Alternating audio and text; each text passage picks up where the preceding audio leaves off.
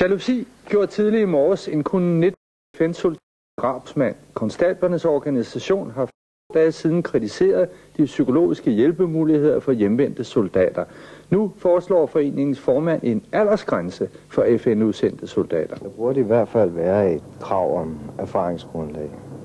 Svend Erik Larsen siger, at de helt unge mangler både menneskelig og faglig ballast til at klare en udstationering. Han ønsker en aldersgrænse og krav om 2 års tjenesteerfaring.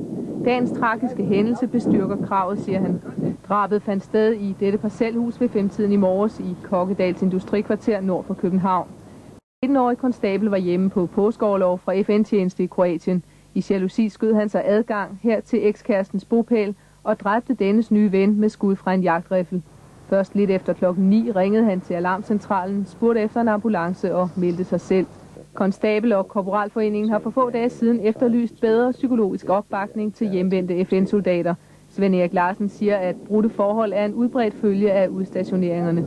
For et hjemvendt kompagni på 120 blev konsekvensen 16 brudte forhold efter 6 måneders udstationering i Jugoslavien, fortæller konstablernes formand. I Kokkedal fortsatte politiet undersøgelserne på gerningsstedet til midt på eftermiddagen. På et pressemøde senere her på Politigården i Helsingør blev det oplyst, at kæresten stadig er indlagt for chok. Den 19-årige skal mentalundersøges. I den slags alvorlige sager sker der jo altid en undersøgelse ved læge. Det kan både ske ved en ambulant mentalundersøgelse, men som også med indlæggelse på hospital.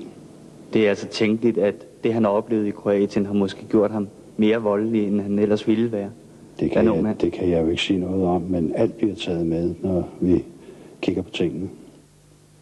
Militærets cheflæge Knud Jessen betegner de danske FN-soldater som robuste og generelt psykisk sunde.